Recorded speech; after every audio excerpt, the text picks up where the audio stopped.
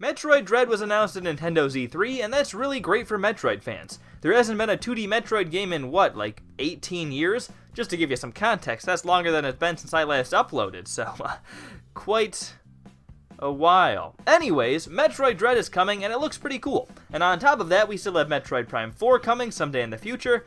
Someday. So things are looking really good for the Metroid series, and on the Switch, this series might finally have a chance to really break through. Metroid games have never sold terribly well, which is odd given how great they've always been received, but it looks like this could finally be that chance. Which sounds great, except that I look at things very pessimistically, and the flip side is that it could also be a chance for Metroid to really shoot itself in the foot with a wave beam. No! Super missile. No!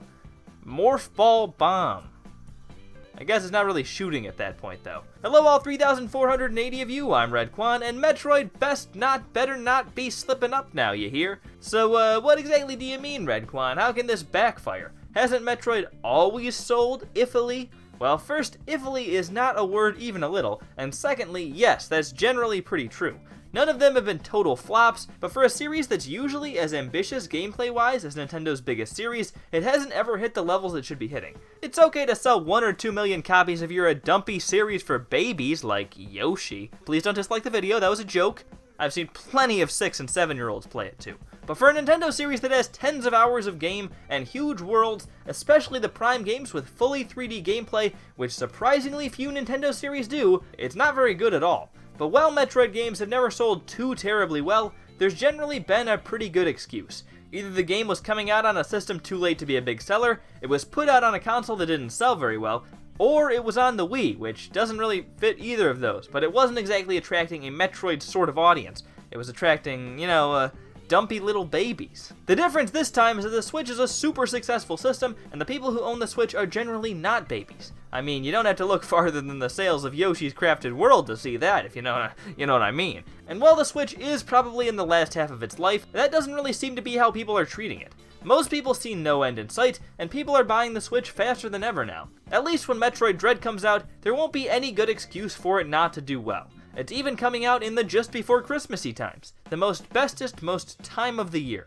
Redkwan, what are you on about? Shut up, Brian. Metroid Dread might have the best release potential for any Metroid game in the last long while, and with the ease of spreading word about good games through the internet now, it's all that much easier to get people excited for games like this, especially if it ends up reviewing well, which Metroid games generally do. And as for Metroid Prime 4, given that it's good and doesn't end up coming out at a horrible time, which it honestly might, it should have similar advantages, which again, is great if it succeeds, but also pretty bad if it doesn't. Imagine what Nintendo will think if they release Metroid Dread, and all the Metroid fans are talking about it, trying to get people interested, and it gets reviewed really well like Metroid games generally do, and it releases on the perfect system to put something like this out on, and it just doesn't sell. I mean, that just kills it. My biggest fear, though, is Metroid Prime 4. I honestly do think that it'll end up doing well, but with how the timeline is lining up, it could be releasing at a really bad time for it, and I could definitely see it underperforming. If both Metroid Dread and Metroid Prime 4 underperform, that could be a really bad sign of things to come for the series.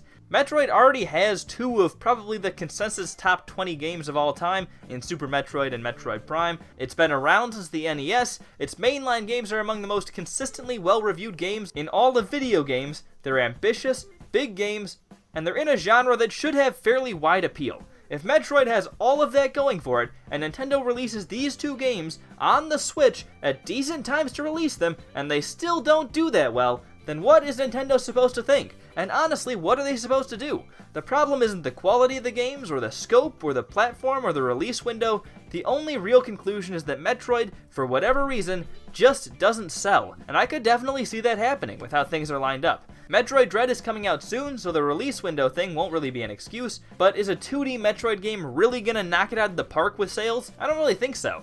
2D games just don't get people as excited as 3D games, and Metroid Samus Returns didn't sell all that great. Maybe it'll be different with the Switch and everything, but a 2D Metroid isn't something that I think is definitely going to do well.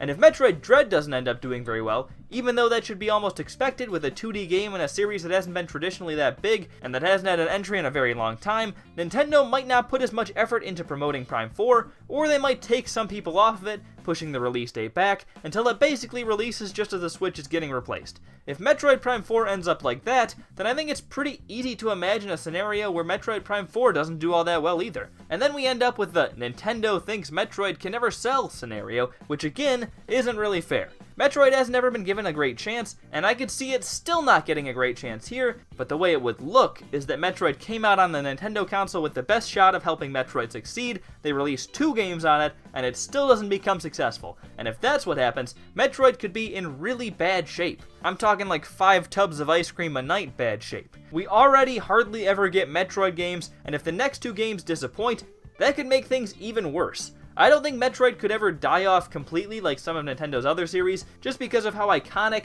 well-reviewed, and long-running the series is, but there are definitely stages it can fall to that are lower than what it's at now. So Metroid better not slip up, because if you think the last 20 years of Metroid were tough, which you did, don't lie to me now, things could get even worse. But if Nintendo finally makes a Metroid game that really breaks through, Metroid could finally become one of Nintendo's big franchises, which it always seems like it should be, but kind of isn't.